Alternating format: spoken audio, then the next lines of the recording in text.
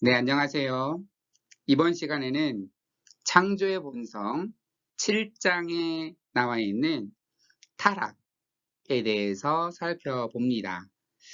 아담과 타락에 대한 이야기, 그리고 아담은 역사적 인물인지 등에 관련된 내용들을 제 과학과 신학, 과학 신학적 관점에서 살펴보겠습니다. 예, 다윈주의가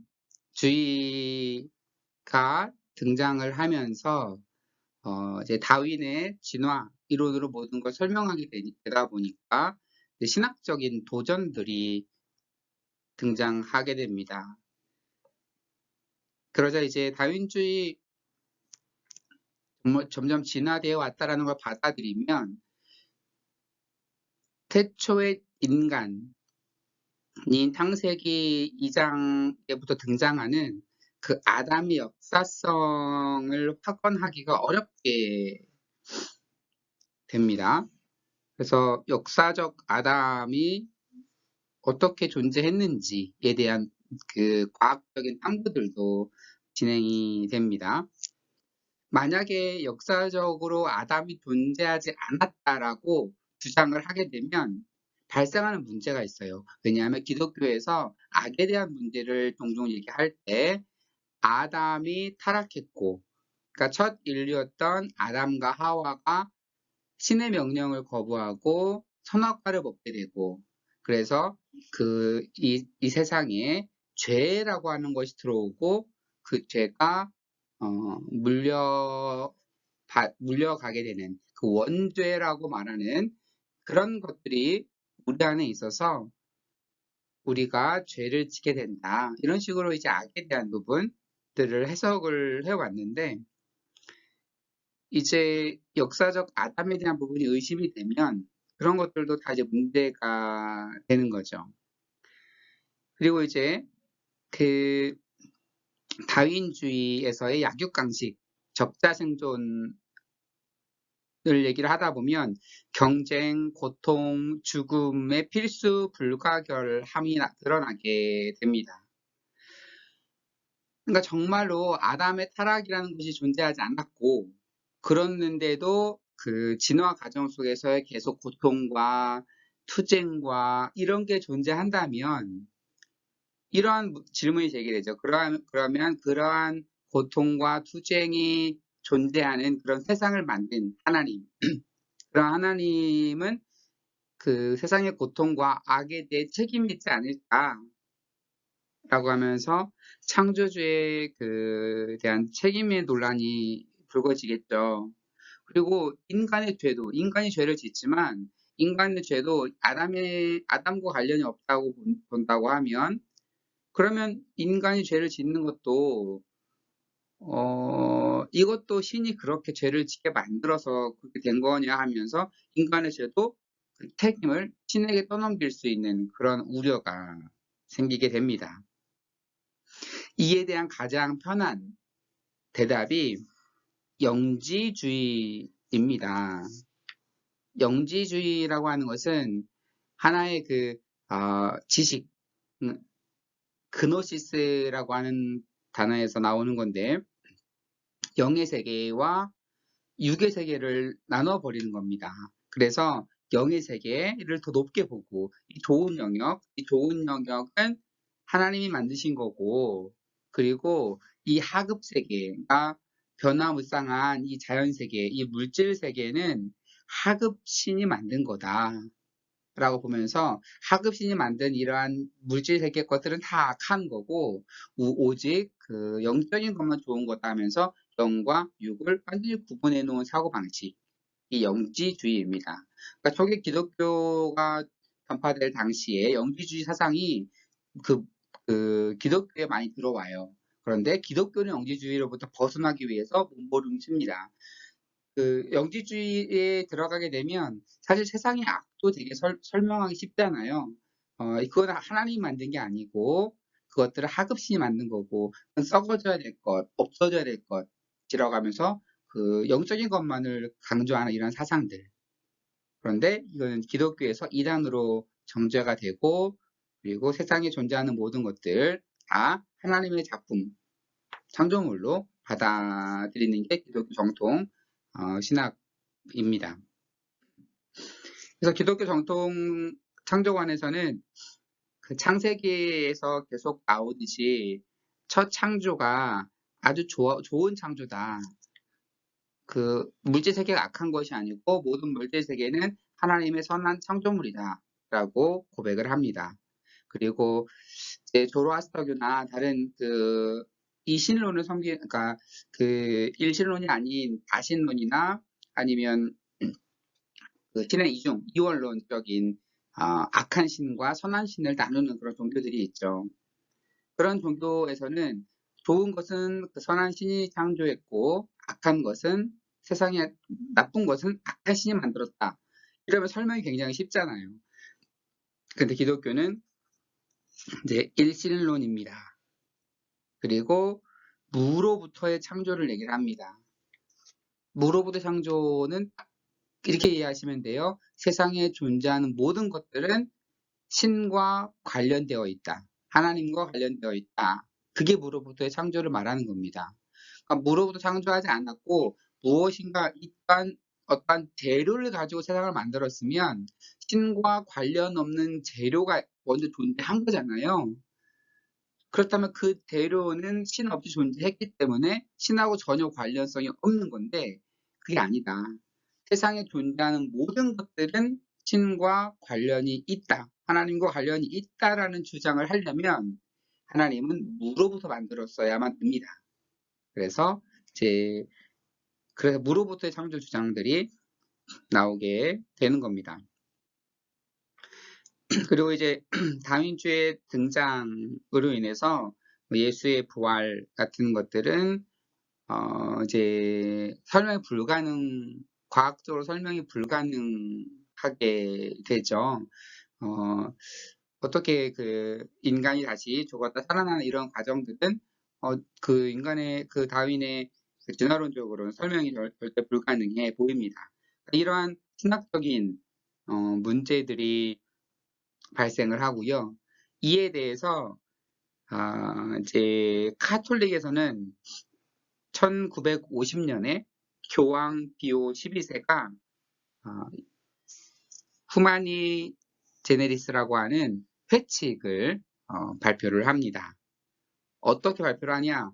그러니까 진화를 완전히 배격할 수는 없고, 왜냐면 과학 이론으로 자리를 잡아가고 있으니까 완전히 배격할 수는 없고, 그런데 그걸 완전히 받아들이면 아담과 타락, 죄, 기독교 교리들도 무너지잖아요. 어떻게 조화시킬까 하다가 진화는 오직 인간의 몸에만 관련된 거다. 영혼에는 관계되지 않는다.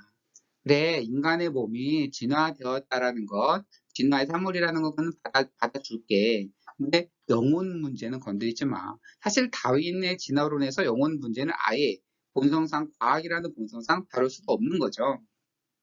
그래서 영혼은 교회의 영역이다. 라고 이렇게 보았고요. 그리고 진화는 첫 인간으로서의 아담의 근본적 지위를 위협해서는 안 되고, 그러니까 진화를 인정할 텐데, 그래도 아담이라고 하는 상징적인 그 첫 존재를 위협하지 마라. 그 존재를 위협하지 마라. 그리고 원죄에 대한 교리는 지켜져야 한다. 이 원죄 교리는 아담의 그 첫 번째 그 죄가 세대에 걸쳐서 모든 인류에게 전해졌다라고 하는 사상입니다. 그래서 아담과 하와가 하나님의 명령을 거부하고 선악과를 따먹은 이후에 인간에게 죄가 들어오고 아담의 후손인 우리들은 그 죄를 이렇게 대물림 받는, 그래서 인간은 죽을 수밖에 없는 존재이고, 이 죽을 수밖에 없는 존재인데 예수 그리스도가 세상에 오시고, 그래서 그리스도를 믿음으로써 그 멸망할 수밖에 없는 인간들이 구원을 받게 되는, 이게 이제 오랜동안 이어져 왔던 기독교 정통 교리인 거잖아요. 그러기 때문에 이 원죄 교리를 지켜야 한다라고 주장을 하게 되는 겁니다. 하지만 2005년에 사기하신 그 요한 마우로 2세, 이 교황 같은 최근의 교황분들은 진화를 보다 긍정적으로 수용을 해서 신학과 연결시키려고 시도를 합니다. 예, 사실 어찌 보면 중세에는 가톨릭이 지배하면서 이제 천동설을 주장을 했고 과학의 발전을 한때 조금 막았던 그런 역사가 있지만 이제 최근 20세기, 21세기를 들어오면서 가톨릭은 그 현대 과학을 굉장히 일찍 수용하고 받아들입니다. 개신교에 비해서. 물론 이제 개신교 과학자들과 최근에 이런 운동들이 많이 있긴 하지만 비교적 이른 시기에 카톨릭에서는 진화 이론을 받아들이고 수용하면서 거기에 대한 신학적 이론들을 세워가고 있습니다.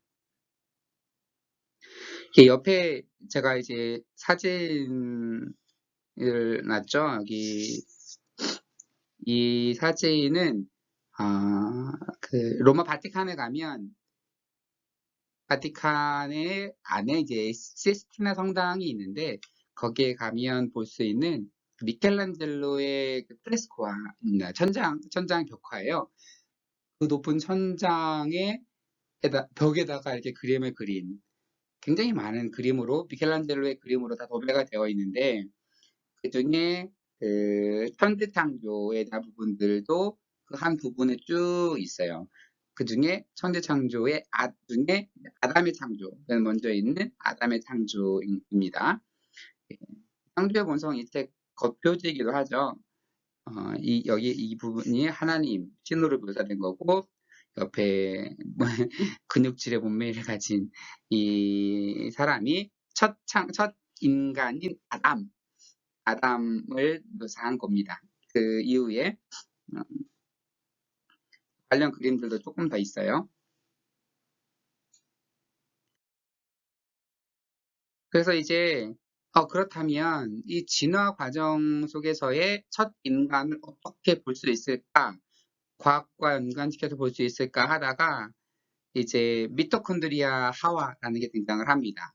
그 전에 먼저 이 책에서 앞에서 설명은 하고는 있지만 알아야 될 것이 성경은 창세기로 시작을 하잖아요. 이 창세기 1장, 성경의 맨 앞장에는 천지 창조에 대한 이야기가 나옵니다. 첫째 날에, 둘째 날에, 셋째 날부터 여섯째 날까지 쭉 창조하시고 일곱째 날에 쉬셨다라고 하는 그 창조에 대한 스토리가 나오는데 이것을 신학적으로 피문서라고 합니다. 그 대사장, 크리스트의 약자인데 이 대사장 문서다라고 불러요. 약자로 피문서라고 알고 계시고 그리고 이제 2장부터 3장, 2장, 3장부터 아담에 대한 나와요. 아담과 하와가 에덴 동산에서 선악과를 따먹고 추방되는 그런 이야기가 나오는데 이것은 제2문서, 제2야외 약자예요. 야외가 이제 표현할 때 영어식으로는 제2로 표현되는데 야외 문서다 해서 제2문서라고 표현을 합니다. 이 문서가 다른 문서가 이제 성경을 연구를 하다 보니까 다른 여러 가지 문서들이 창세기가 이렇게 합쳐진 거예요. 다른 문서라고 그렇게 규정하는 이유는 하나님에 대한 호칭도 달라요. 하나님을 부르는 호칭도 다르고 문법 스타일도 다르고 그러다 보니까 이거 왜 같은 사람이 썼다라고 하기에는 너무 문태가 다르고 심지어 신을 부르는 호칭까지 다르다 보니까 그러니까 피문서에서는 그 하나님을 엘로힘, 야외 엘로힘으로 부르고 그 야외 문서, 제2문서에서는 야외라고만 부르고 이제 그런 호칭도 다르고 뭐 자세하게 제가 구약 시간이 아니라서 자세하게 얘기는 하진 않지만 그러니까 1장은 피문서, 2장, 3장은 제2문서다. 이렇게만 여러분 인지하시고 책을 읽으면 굉장히 수월합니다. 이 아프리카 하와 혹은 이제 미토콘드리아 하와라는 명칭이 등장을 하는데 호모사피엔스는 아마도 20만 년 전에 아프리카에서 처음 생겨났다고 하는데, 여러분 카오스 영상을 같이 보시면 최근 연구에는 한 30만 년 전까지도 보고 있어요. 계속 연구를 통해서 화석들이 계속 나오니까 이제 시기는 조금씩 변화하고 있죠. 그러다가 점차적으로 호모 에렉투스, 네안데르탈인과 교체되면서 아프리카로 퍼져 나갔습니다. 여기에서 모든 현대인들은 자신들의 미토콘드리아 DNA를 통해서 20만 년 전에 아프리카에 살았던 한 명의 호모사피엔스 여성에까지 올라갈 수 있지 않을까. 인간의 몸에는 다 미토콘드리아가 있는데, 그러니까 이 미토콘드리아는 세포에 에너지를 공급하는 아주 작은 기관입니다. 그런데 이 미토콘드리아가 그 모계를 통해서 전달이 돼요. 그래서 그것의 어머니, 어머니, 어머니로 계속 거슬러 올라가다 보면 최초의 인간이 그 호모사피엔스 첫을 살았던 아프리카의 첫 그 여성애까지 올라갈 수 있지 않을까 이론적으로 가능할 것이다라고 하는 이론이 제공되면서 이것이 이제 미토콘드리아 이브라고도 부르고 하와, 아담 앤 이브라 부르잖아요. 아담과 하와로 번역되면 이브는 하와라고 우리가 번역을 하죠. 그리고 이제 아프리카 지역이기 때문에 아프리카 하와라고 부르기도 합니다.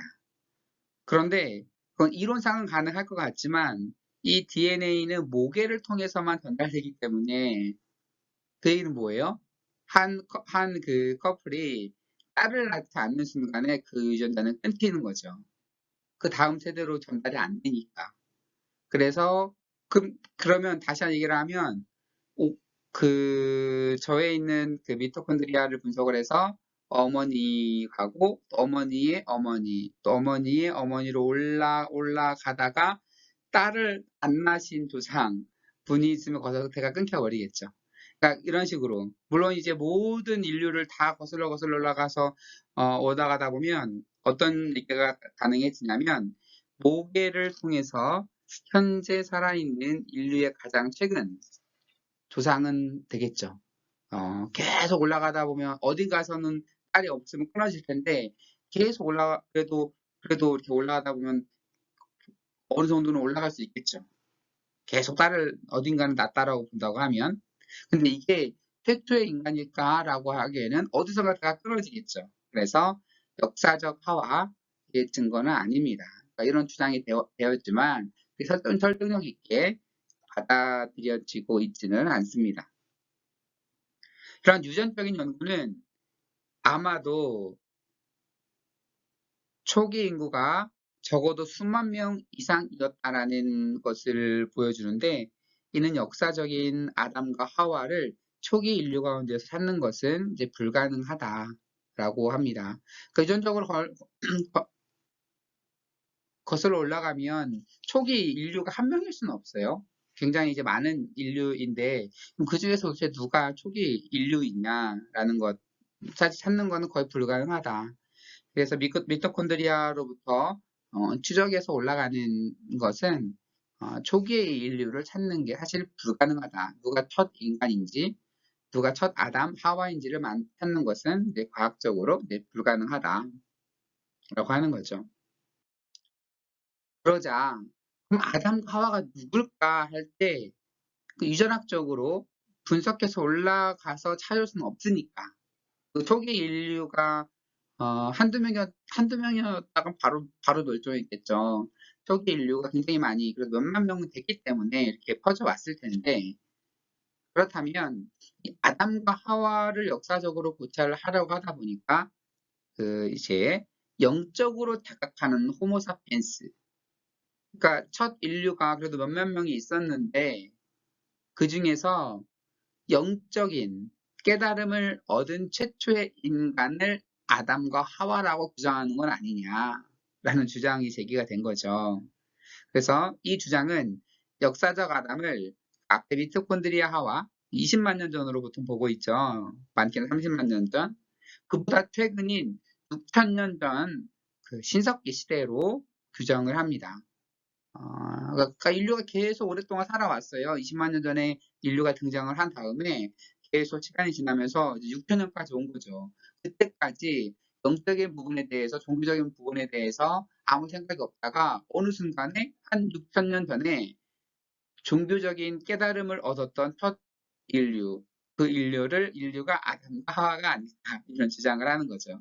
그러다 보니까 그 아담의 이름을 신석기 아담이라고도 불러요. 왜냐하면 이때가 신석기 시대이니까. 그런데 이러한 설명을 하면 장점이 뭐냐면 창세기 2장부터 나오는 그 내용들이 목축업을 하잖아요. 이제 나가서 그 쫓겨나가서 이제 목축을 하게 되는데 그 창세기 설명과 좀 일치를 해요. 당시 목축업도 했고 하니까 이게 아닐까. 하지만 우리는 이게 처음으로 영적으로 자각했던 그 아담이 누구였는지, 그가 언제 어디 살았는지를 어떻게 알겠어요. 그리고 호모사피엔스가 그 당시에는 전 지구상에 퍼졌죠. 아프리카에 시작을 해서 이미 6,000년 전이면 뭐 거의 다 퍼졌죠. 그래서 신석기 아담이 모든 현대 인류의 문자적, 유전적 조상이라고 보는 건 문제가 있습니다. 전 세계적으로 퍼져 있었는데요, 뭐 벌써. 그래서 오히려 이 주장은 아담이 현대 인류의 영적 조상, 그래서 하나님이 불어넣은 영을 받은 첫 호모사피엔스. 그러므로 신학적으로 하나님의 형상대로 만들어진 첫 인간이었을 것이다. 라는 주장을 하게 되는데, 그래서 아담을 호모 디비누스, 라틴어. 이제 디비누스, 호모는 인간이죠. 사피엔스는 그 지혜롭다. 그 지혜로운 인간. 호모 사피엔스라고 하는데, 어쨌든 호모 디비누스, 디바인, 신성한 인간이다. 첫 그러니까 영적인 인간이다라는 의미로 호모 디비누스라고 명명을 합니다. 신석기 아담을 그 시대의 다른 인간들로부터 특정될 어떠한 과학적, 유전적인 특징이 없고 전적으로 신학적인 구별입니다. 그래 처음으로 그 영적인 자각을 하지 못하다가 어느 순간 영적인 자각을 했는데 첫 자각을 한 그 사람이 그 아담이 아닐까라고 주장을 하게 되면 이건 신학적인 주장이지 이걸 어떻게 과학적으로 알 수 있겠어요? 결국 과학적으로 아담과 하와를 증명하는 것은 불가능하다라는 얘기를 지금 앞에 그 미토콘드리아 하와부터 지금 이어서 하고 있는 겁니다. 창세기 2장, 3장을 과학적으로 설명할 수는 없습니다. 이제 소위 이제 보수적인 기독교인들은 아담의 역사성을 굉장히 고수하는데 그 이유는 로마서 5장에 가면 이제 바울이 쓴 로마서 5장에 가면 바울이 인간이 죽게 된 인간의 타락 그리고 그것을 예수 그리스도와 연관시키는 내용이 나옵니다. 그래서 이분들에게는 어떠한 걱정이 있냐면 그 아담이 존재하지 않았다면 아담으로부터 이어져 온 죄를 없애기 위해서 온 예수님에 대한 부분들도 무너지는 거 아니냐? 로마서 5장이 그런 얘기를 하고 있으니까 그런 거 아니냐라고 생각을 하게 되는 거죠.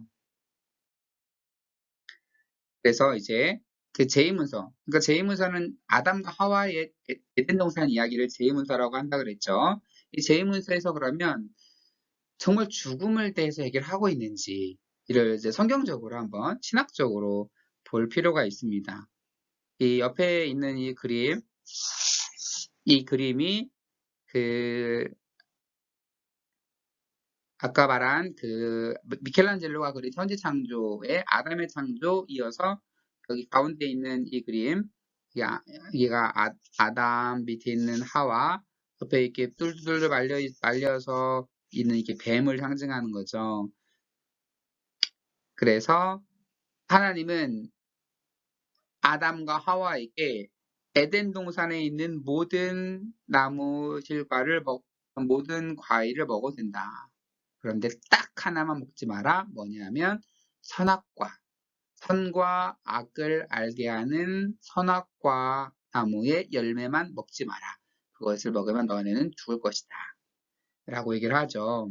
그런데 뱀이 꼬드기죠. 뱀이 꼬드겨서 야, 하나님 먹지 말래? 아니야. 그 먹는다고 해서 죽지 않아. 그 먹으면 너네가 하나님처럼 돼. 그러니까 너네가 하나님처럼 되니까 하나님이 그걸 질투해서 못 먹게 하는 거야.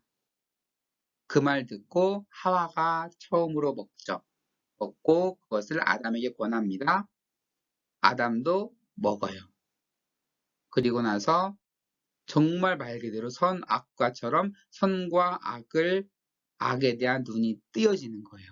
그러자 이렇게 벌거벗고 있잖아요. 벌거벗고 있는 것도 몰랐는데 벌거벗은 것에 대한 부끄러움도 알게 되고 그래서 숨게 되고 하나님이 나타나서 너네 왜 그런 일을 했냐 하면서 에덴 동산에서 쫓아내는 이야기가 창세기 2, 3 제2문서에 이제 기록되어 있는 그런 내용입니다.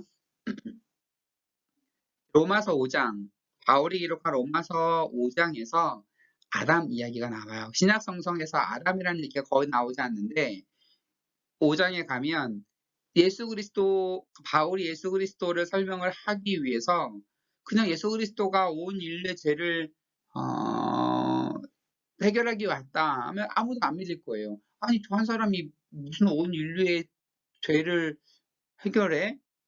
어떻게 내가 지은 죄는 내가 지으면 그거 내 죄이지. 어떻게 저 사람이 대신 죄를 해결하지? 이런 얘기를 하려는 거예요. 예수 그리스도에 대한 얘기를 하려는 거예요. 근데 그것을 설득 잘 이해하기 위해서 아담을 끌어들입니다. 아담을 끌어들여서 아담 한 사람이 세상의 모든 죄를 갖고 오지 않았냐? 마찬가지다. 예수 한 사람으로 해서 세상의 모든 죄가 없어졌다. 그러니까 모든 구원의 길이 열렸다. 그러면서 타락에 대한 그 온상을 아담으로 두고 그리고 그 모든 구원에 대한 포커스를 예수 그리스도를 맞추다 보니까 아담을 계속 인용을 하는 거죠. 그래서 이것 때문에 굉장히 이제 그 아담과 죽음에 대한 문제가 심각하게 이제 언급이 되는 거죠. 그래서 로마서 5장에서 아담이 중요하게 언급되는 이유는 세상에 죽음을 가져온 것이 바로 아담의 죄이기 때문입니다. 그러니까 죽음은 아담과 같은 죄를 범한 모든 사람에게 퍼졌다. 로마서라는 말이죠. 로마서 5장 12절에 아담으로 인해서 모든 사람이 죄에 퍼졌지만 극적인 반전을 통해서 이제는 그리스도의 생명이 모든 사람에게 퍼졌다라고 로마서 5장에서 바울이 말하고 있습니다.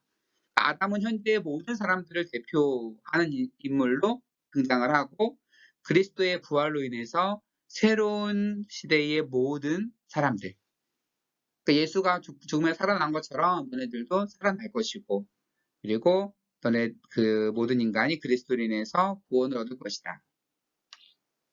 그래서 아담의 행위가 죽음을 초래했으나 그리스도의 행위가 생명을 가져왔다.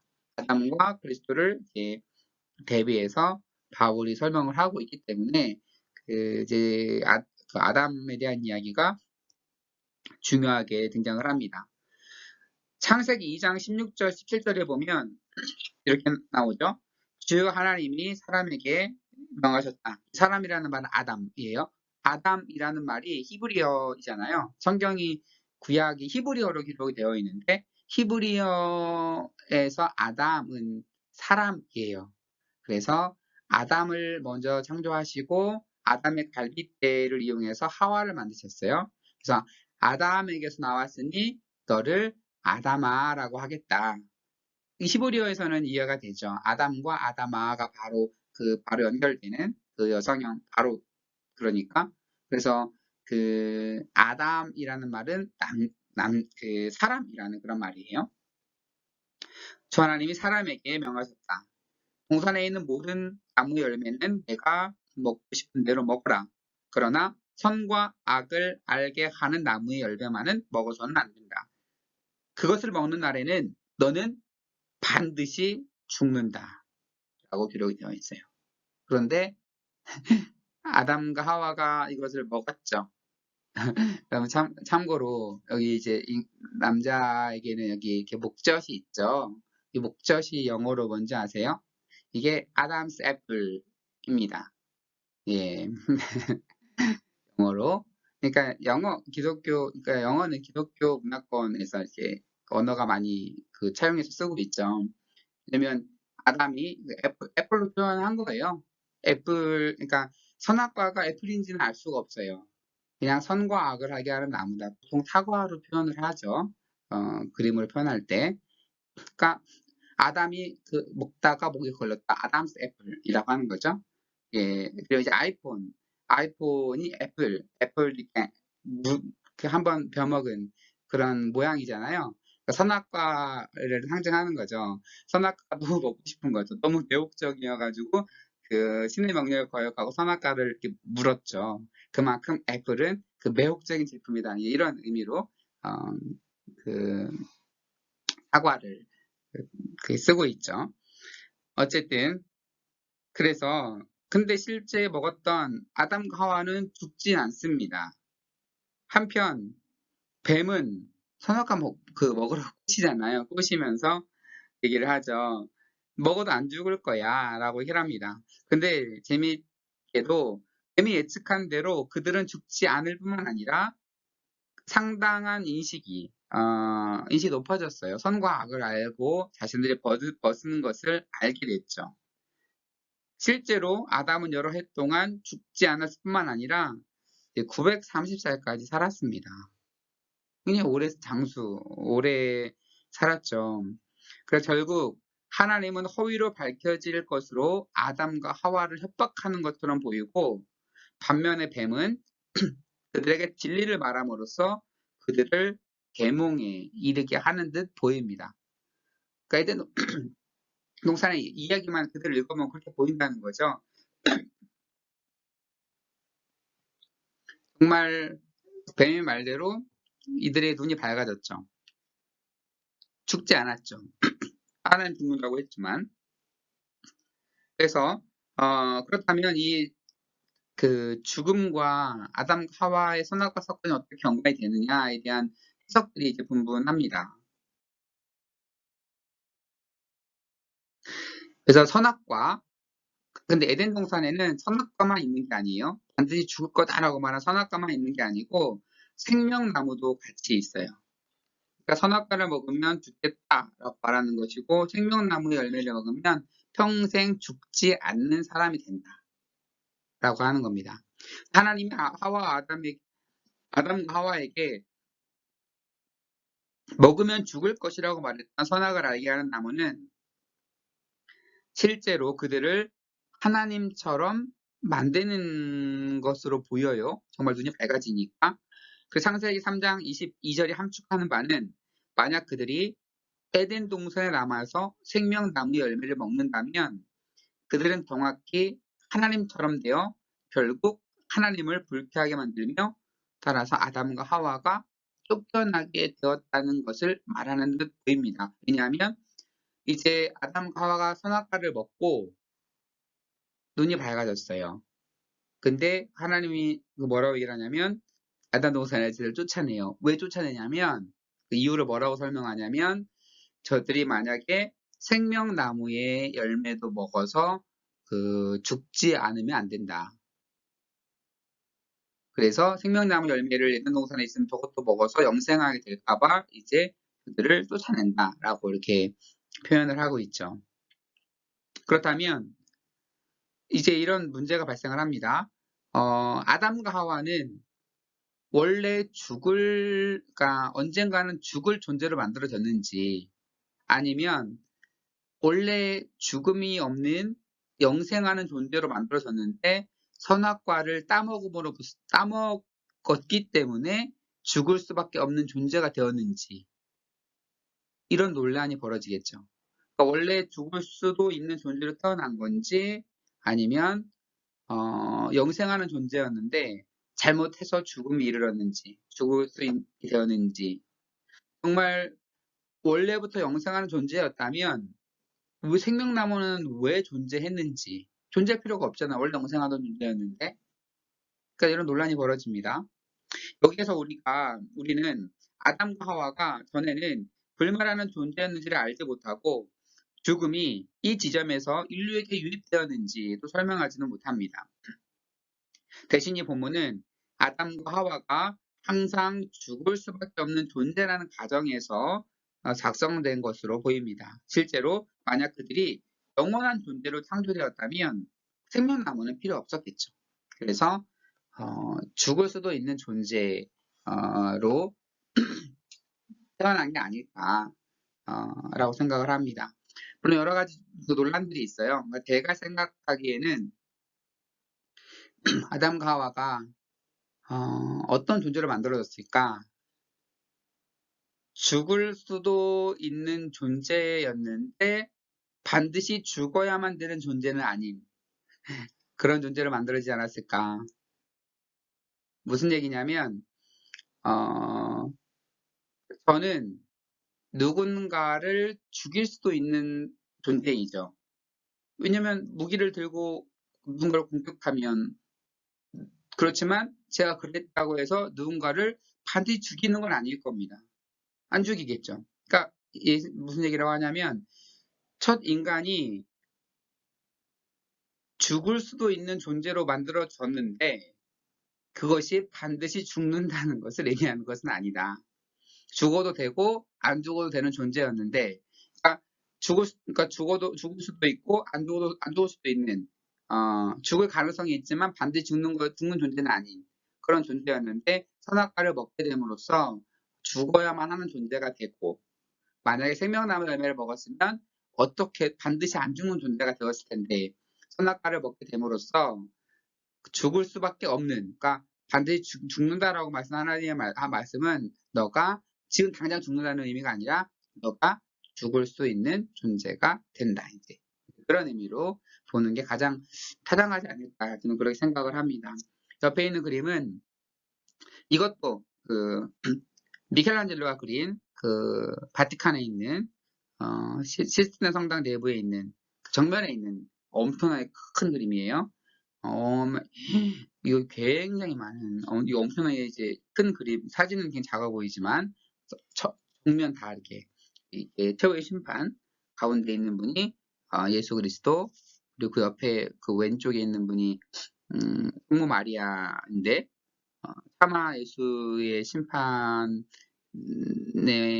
그 마지막에 그 아픔 때문에 고개를 돌리고 있고 많은 사람들이 누구는 들려 올림받고 누구는 밑에서 떨어지고 있고 뭐 이런 그림들을 그려놓은 거예요.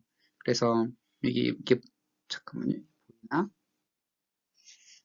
예, 여기에 거의 거죽 비슷하게 몸 다 말라가지고 해골 모양으로 있는 이 사람이 미켈란젤로 자신의 그 그림 속에 자신을 넣었죠. 여기는 이제 그 자신의 이제 그 피폐한 모습 그러면서도 구원받고 싶어 하는 그런 욕망들이 아마 이 그림 속에 투영을 시켜 놓은 그림입니다. 어쨌든 그 이제 베스터만이라고 하는 유명한 구약학자는 창세기 2장부터 3장에 있는 에덴 동산 이야기와 창세기 4장에서 11장에 있는 불순종 행위들에 해당하는 중요한 특징들을 지적을 합니다. 인류는 반복해서 불순종할 때마다 처벌을 받지만 이것은 단지 하나의 통과 의례에 불과했다라고 하는 겁니다. 하나님은 위협하지만 결코 인류를 포기하지 않고 여전히 구체적인 방법으로 그들을 보호하고 돌보며 복을 베푸신다. 그러니까 이 베스터만이 하고자 했던 얘기는 뭐냐면 하나님이 거짓말한 게 아니라 하나님이 항상 똑같은 패턴이라는 거예요. 너 그러면 죽을 거야 라고 얘기를 하지만 어떻게 그 일을 한 그 사람을 죽이겠어요. 용서해 주시고 죽지 않게 해주시고 가지고 지어서 보내주시고 이게 사실 구약에 반복된 패턴이잖아요. 이스라엘 백성들이 하나님이 계명을 어기면 어떻게 될까라고 하다가도 정작 그렇게 하지는 못하시는 근데 부모의 마음 아니겠어요? 또 다시 한번 그러면 내 집에는 내어 쫓을 거야. 정말 내어 쫓는 부모는 거의 없죠. 이게 부모의 마음인 거다. 그래서 이게 정말 정말 하나님의 그 다른 말을 한 것이 아니고 계속되는 반복되는 사랑을 표현한 것이다. 에스더만의 요점은 에덴 동산 이야기가 역동적인 하나님과 인간의 관계를 드러내는데 이 관계는 태초에 대한 분명한 교리적 진술로서 쉽게 단정될 수 없다고 봅니다. 즉 인류는 불가피한 존재의 유한성으로 인해 죄와 죽음에 직면하지만 동시에 자유와 하나님의 복을 누린다. 그래서 인간은 유한성으로 인해서 어쩔 수 없이 죄를 짓게 되지만 동시에 그 자유와 하나님의 복을 누리는 그런 존재다라고 이렇게 묘사를 하고 있습니다. 이 바울과 죽음에 대한 펠라기우스와 아우구스티누스의 논쟁을 좀 볼게요. 이제 4세기부터 5세기에 펠라기우스라고 하는 사람이 있습니다. 펠라기우스는 죄가 전적으로 인간의 자유의지에서 비롯되었다라고 가르쳤습니다. 그러니까 죄는 도덕적으로 비난받을 만하지만 고의적이며 의도적으로 행해지는 것이라는 거죠. 그러니까 우리가 펠라기우스 말을 들으면 더 설득력이 있어요. 누구나 자유의지로 죄를 짓는 거잖아요. 그래서 고의적으로 행해지는 거지. 누군가는 아담의 불순종한 본보기를 선택할 수가 있고, 혹은 누군가는 예수의 본보기를 따르기로 선택할 수가 있는 거죠. 즉, 인간은 원칙적으로 죄가 없는 상태로 존재할 수 있다고 하는 겁니다. 이런 주장을 한 거예요. 그래서 아담을 따르기로 결정을 하고 죄를 짓는 사람은 아담과 같이 죄가 있는 존재가 되는 거고, 예수를 따르기로 결정을 하고 올바른 길로 가는 사람들은 죄가 없는 사람이 되는 거지. 어떻게 모든 인간이 그 옛날 2000년 전에 2000년 전이 아니죠. 한참 그 오래전에 있었던 그 한 사람의 죄가 물려받아서 아무 죄를 짓지 않아도 그 죄인이 되냐? 이게 말이 되냐? 라고 하면서 펠라기우스가 주장을 했어요. 논리적으로는 확실히 설득력이 더 있죠. 그런데 이제 여기에 대해서 그 아우구스티누스 옆에 사진에 그림이 있죠.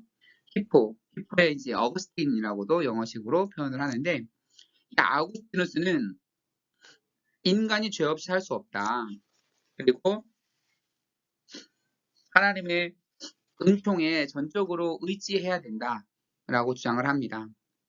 그는 인간이 똑같이 아담의 첫 불순종으로 인해 원죄를 갖게 되었고, 그러니까 인간은 아담이라고 하는 존재에 의해서 그 죄를 물려받았다. 원죄를 갖게 되었다. 사실 그러니까 원죄론이 이 아우구스티누스에 의해서 구체적으로 이제 시작이 돼요. 원죄가 인류 개개인의 잘못이 아니라 단지 아담의 후손이라는 이유로 전 인류를 타락시켰다. 그래서 누군가는 잘못을 해서 원죄가 들어온 게 아니고 모든 인간에게는 다 아담의 원죄가 들어가 있다라고 이런 주장을 하게 되는 거죠. 그래서 이 아우구스티누스의 원죄론이 기독교의 교리로 자리 잡았습니다. 성경에서 원죄론을 주장하는 부분은 찾기가 굉장히 어려워요. 특히 예수님도 아담이라는 말을 아담과 아담에 대한 부분들을 전혀 언급하지 않기 때문에 그래서 근거를 찾기 어려운데 성경에서 이것을 그러니까 아구스티누스가 원죄론을 펴면서 근거를 삼은 부분이 바로 앞에서도 말했듯이 로마서 5장입니다. 로마서 결정적으로 로마서 5장 12절인데 그 성경은 그러니까 신약 성경, 구약 성경은 히브리어로 기록되어 있고 신약 성경은 헬라어, 다른 말로 그리스어로 기록이 되어 있는데 이 그리스어가 어, 이제 라틴어 성경으로 이제 번역이 됩니다. 이제 라틴어 성경을 번역이 되는데 이 어거스틴은 그리스어를 몰랐기 때문에 그리스어의 원래 원문을 보지 못하고 라틴어로 번역된 성경을 읽고 자신의 신학사상을 주장을 했는데 이 라틴어로 번역되는 과정 속에서 오역이 있었던 거예요. 그래서 특히 가장 중요한 로마서 5장 12절에 이 오역이 있는 것을 이제 마크 해리스가 제대로 지적을 하고 있는데, 그러니까 그가 읽었던 오역된 성경은 아담 안에서 모두가 죄를 범했다라고 이제 오역이 되어 있는 거죠. 무슨 말이냐면 아담이 죄를 지을 때 우리도 그 안에 있었다라고. 그러니까 모든 인간은 인간으로 태어난 모든 사람은 아담 안에 존재함으로써 아담과 함께 죄를 지었다. 그렇기 때문에 모든 인간은 아담의 죄로부터 아담의 죄이지만 내가 지은 죄이기도 하는 거죠. 같이 물려받은. 이런 식으로 아담 안에서 모두가 죄를 범했다라고 이제 오역이 되어 있었는데 이제 우리 성경, 우리 한글 성경에도 제대로 번역이 되어 있어요. 즉 원죄는 세대를 통해서 유전되기 때문에 모든 인류는 아담의 원죄를 물려받는다라고 읽었죠. 그런데 그리스어 원문에는 모두가 죄를 범했기 때문에 영어로 말하면 in whom이 아니라 because라고 읽어야 되는 거죠. 제대로 지금 수정이 됐어요. 그래서 그리스어 본문에서 바울이 주장하는 것은 아담처럼 우리 모두도 죄를 범하기 때문에 죽음을 경험한다는 것입니다. 그러니까 무슨 얘기냐면 아담의 죄가 물에게 물려졌다라고 바울이 얘기한 게 아니고 아담은 하나의 원형인 거예요. 그 죄를 진 첫 사람이잖아요. 그래서 아담이 죄를 진 것처럼 우리도 죄를 짐으로써 죽음에 이르게 된다라는 것 얘기를 하고 있는 거죠. 아담의 죄가 물려받은 것이 아니고 아담처럼 우리도 죄를 짓게 되는 거죠. 그러니까 물려받는다라고 한다면 하나의 속정 정도라고 할까요? 어떻게 보면 인간이 죄를 짓지 않을 수도 있었는데 아담이 죄를 짐으로써 인간이 죄를 지을 수도 있는 그 속성, 죄를 향한 속성 정도는 물려받았겠죠. 그런데 그래서 죄인이 되는 게 아니라 이 죄로 향하는 인간의 속성, 이 속성을 가지고 우리가 죄를 짐으로써 죄인이 된다라고 바울은 얘기를 하고 있는 거죠. 그래서 지금 성경 번역서를 제대로 읽어보시면 아담의 죄가 우리에게 물려졌다라는 그런 내용이 없어요. 그게 아니라 아담처럼 우리도 죄를 짐으로써 죄인이 된다라고 얘기를 하고 있는 거죠. 그러므로 바울은 죄가 우리의 조상 아담으로부터 유전된다는 그 아우구스티누스의 논란이 되는 사상을 주장하는 것처럼 보이지 않아요. 많이 양보해 준다고 해도 그 죄로 향하는 인간의 경향성 정도, 그거 정도 물려받은 거죠. 그런데 그거 물려받았다고 죄가 죄인이라고 하는 게 아니라 바울은 그 경향성을 가지고 죄를 짓는. 그러니까 인간은 누구나 죄를 짓 수 있는 경향성이 있죠. 누구나 충동이 있고. 그런데 그 경향성 가지고 그 사람을 죄인으로 규정할 수는 없죠. 그걸 가지고 죄를 져야 이제 죄인이 되는 거죠. 그래서 재밌어요. 그래서 제 아우구스티누스가 그 그리스어만 읽을 줄 알았어도 원죄론을 주장하지 않았을 수도 있었겠죠. 물론 알 수는 없지만 그 과정 속에서도 뭔가 하나님의 뜻이 있었겠지만 어쨌든 그렇습니다. 바울은 아담으로부터 세대를 통해 유전된 원죄를 말하고 있지 않습니다. 바울의 요점은 온 인류가 아담과 같은 방식으로 죄를 범했고 따라서 온 인류는 아담과 같은 방식으로 죽는다. 아담이 죄를 지은 하나의 표병 같은 것이고 그리고 아담처럼 모든 인류 죄를 짓는다. 아담이 하나의 그 원형 같은 그런 식으로 바울이 인용을 하고 있습니다. 바울이 아담을 역사적 인물로 믿었다는 것은 당연해 보여요. 아담 얘기를 끌고 와서 이게 설명을 하니까. 그런데 바울의 논점은 아담의 대표적인 중요성에 있습니다. 아담은 예수가 보여준 순종과 생명의 대조적으로 모든 인간이 경험하는 죄와 죽음을 말합니다. 그러니까 바울을 왜 데려오냐면 예수와 같이 계속 대꾸시키잖아요. 예수를 강조하기 위해서 바울을 데려옵니다. 그래서 예수는 그리스도 하나님의 뜻에 따라서 자신의 목숨까지 내어준 분이잖아요. 예수는 어떤 표본이냐면 순종의 표본입니다. 그런데 그러면 불순종의 표본은 누구냐? 아담인 거예요. 아담이 불순종했지? 예수는 순종했어. 아담으로 인해서 인간이 죽을 수 있는 존재가 되었지? 그러면서 예수로 인해서 우리가 영생할 수 있는, 영생을 얻을 수 있는 생명을 얻는 존재가 된 거야. 라고 얘기를 하고 있는 거예요. 아담과 자꾸 대비시킴으로써 예수 그리스도를 부각하고 있는 거지. 여기에서 아담이 역사적으로 존재했느냐, 이것은 바울의 포인트가 아니죠. 비록 많은 기독교인들이 아담의 역사성에 대한 바울의 생각을 중요한 문제로 여기고 있지만 이것은 실제로 바울이 말하고자 했던 핵심이 아닙니다.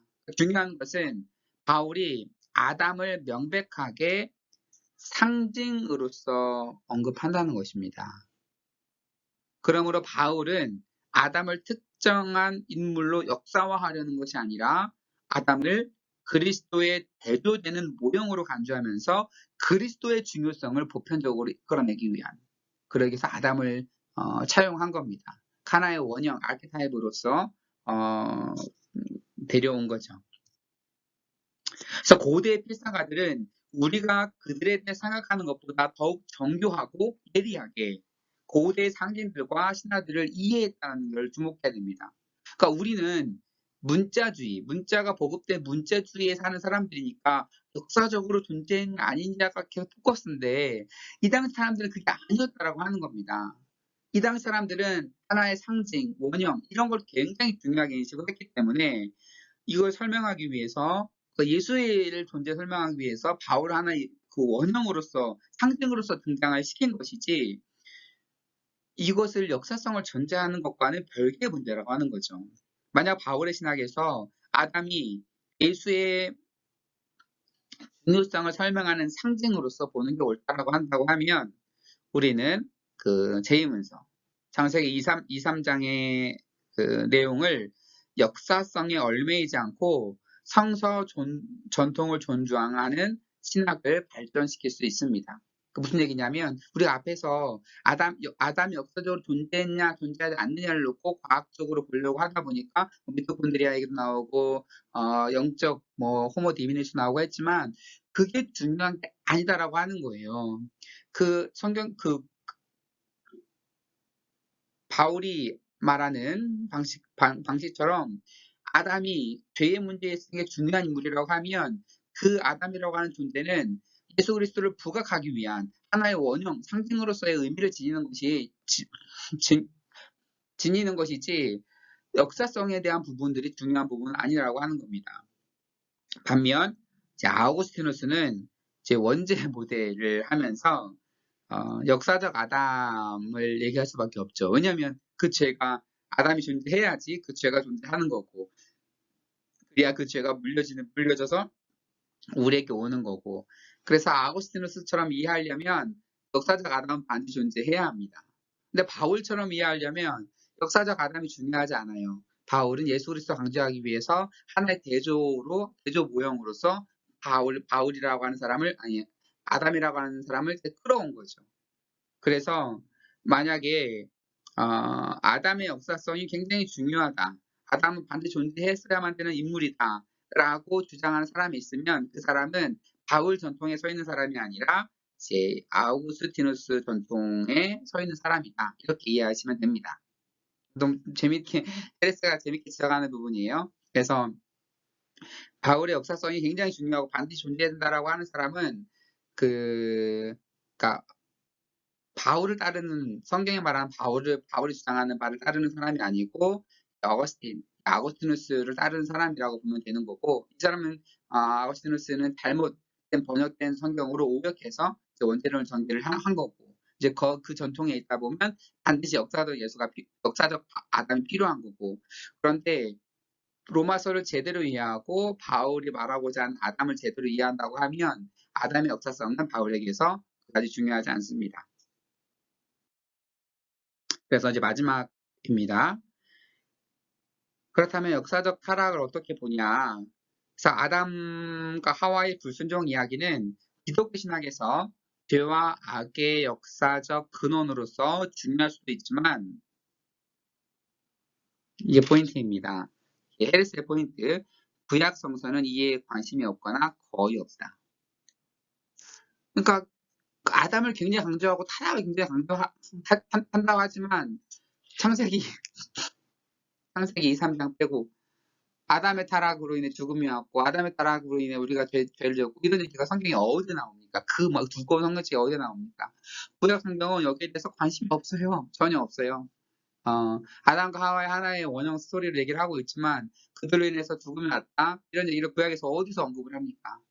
전혀 중요한 얘기가 따라가면 계속 그 구약에서 선지자들을 통해서 예언자들을 통해서 계속 얘기를 할 텐데 어느 선지자 어느 예언자도 이런 얘기를 하지 않습니다.